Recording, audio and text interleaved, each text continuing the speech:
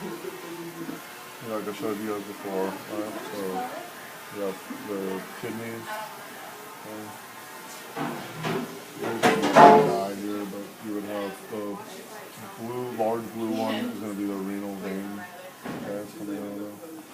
Alright, and then as you can see, sort of right here, this right here is your ureter.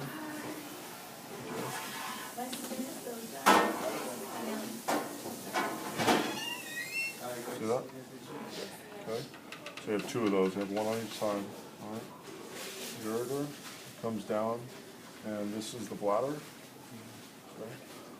And one ureter is coming in on this side, and the other ureter is coming in right there. You see that? Okay. And since I already did one, I'm not going to go through and dissect the testicles and all that. If you guys want to do that next week or so, it's really quite easy. You just have to basically cut this open and sort of extract it. Okay. But coming out of the testicle, you're going to have the spermatic cord. It's going to be a bigger, thicker cord. Okay. And once it goes deeper into the body, it sort of it gets sheathed and it becomes essentially there. Right here. Okay. So you can see how it loops right here. You see this? This is looping over the ureter, and it's coming down on a sort of dorsal spot of the bladder. And since this one has not been cut, I think I know how to see it. Yeah, okay, so this will be better on a practical, this will be much better dissected, but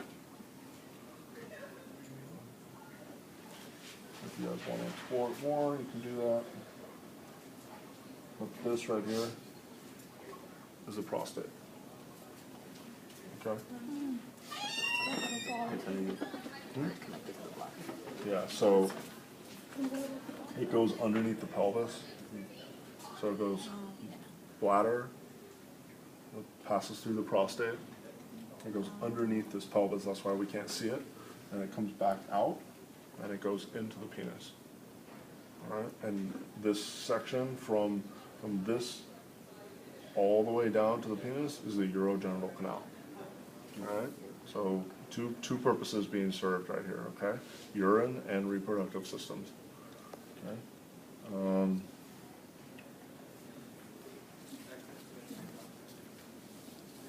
That's about it. And you guys remembered, so that the testicle is jabbed it a little bit. Sneaking.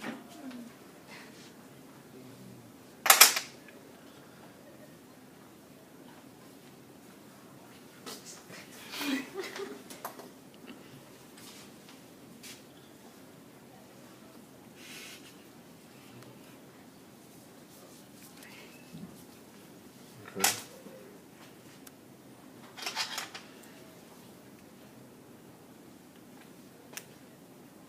This is what happens. I always say, I'm like, oh, I'm not going to do this again. And then I just.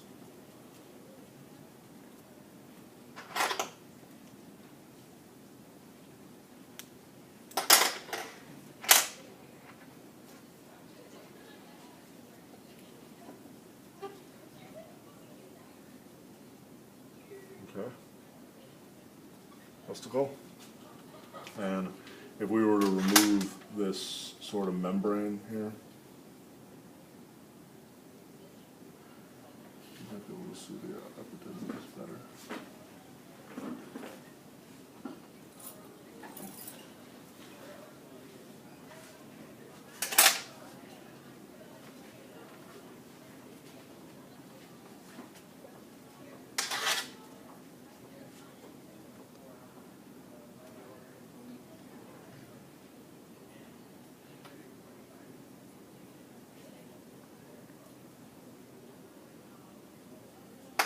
One thing I think that's kind of interesting is, you know that like the the sperm are external on the body. I mean, the testicles are external on the body.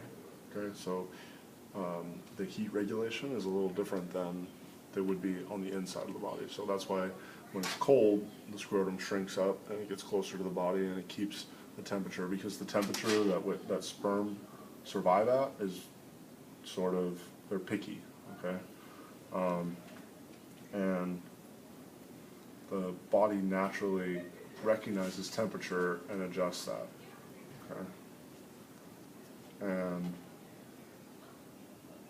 I think that the reason it's not just inside the body is because if for some reason you got a fever or something, you would just kill all your sperm, right? So the temperature would get too hot. Okay, whereas because it's external, you have a little bit more control, so it can come away and closer to the body. And what I think is interesting is how long the spermatic cord is, right?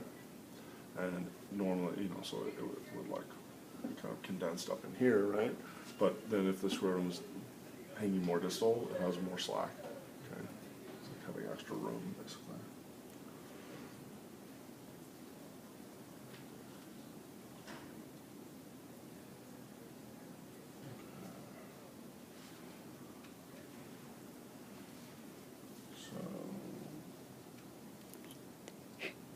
This right here